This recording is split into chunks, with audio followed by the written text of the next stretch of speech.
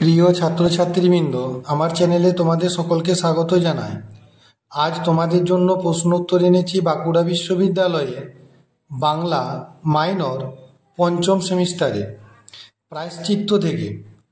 এই প্রশ্ন উত্তরগুলি প্রথম থেকে শেষ পর্যন্ত দেখার সাথে সাথে আমার চ্যানেলে নতুন হয়ে থাকলে চ্যানেলটিকে সাবস্ক্রাইব করে দিও। প্রশ্ন দেখো, প্রায়শ্চিত্ত কবিতায় কবির দৃষ্টিতে পাপ, প্রায়শ্চিত্ত, মুক্তির ধারণা আলোচনা করো। প্রায়শ্চিত্ত কবিতায় কবি পাপ, তার পরিণতি এবং মুক্তির পথকে অত্যন্ত গভীরভাবে চিত্রিত করেছে। সমাজে পাপ জমে উঠেছে লোভ, ভণ্ডামি, ধর্মব্যবসা ও শোষণের মাধ্যমে।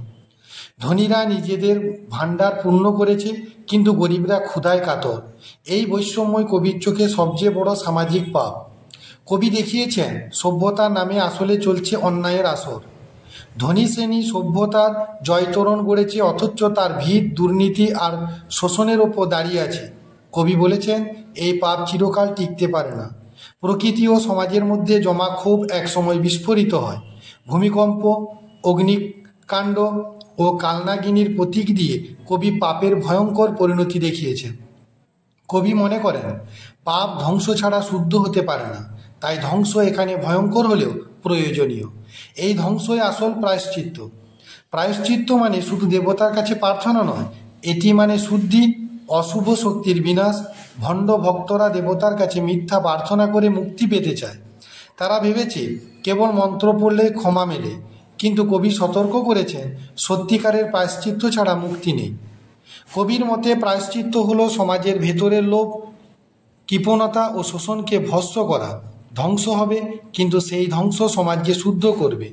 প্রায়শ্চিত্ত শেষে সমাজে আসবে নতুন ভোর, নতুন জীবন জাগবে, নতুন দেশ জন্ম নেবে। এই দেশ হবে আলোর দেশ, ন্যায়ের দেশ। কবির মুক্তির ধারণা আসলে বিপ্লবী। তিনি মনে করেন ভয় পেয়ে লাভ নেই, ধ্বংসের ভেতর দিয়েই শান্তি আসে। শান্তি দুর্বল নয়, হবে বীর্যবান। এ শান্তি সমাজকে নতুন শক্তি দেবে। প্রায়শ্চিত্তের ভীষণ যজ্ঞ শেষে মানুষ মুক্তি হবে ভণ্ডামি থেকে।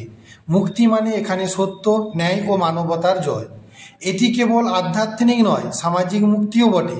কবি বোঝাতে চেয়েছেন যতক্ষণ পাপ ভস্ম না হবে, মুক্তি আসবে না। ভণ্ড ধর্মাচার মুক্তির পথ নয়। সত্যিকারের প্রায়শ্চিত্ত হলো অন্তরের শুদ্ধি আর অন্যায়ের বিরুদ্ধে সংগ্রাম।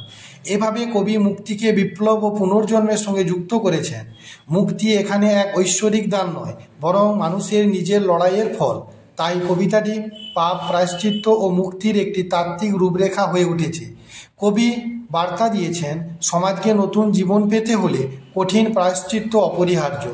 এই বার্তা আজও সমান প্রাসঙ্গিক, কারণ আজও সমাজে শোষণ, লোভ ও ভণ্ডামি বিদ্যমান। তাই কবির কণ্ঠ আজও সত্যের আহ্বান, মুক্তির ডাক।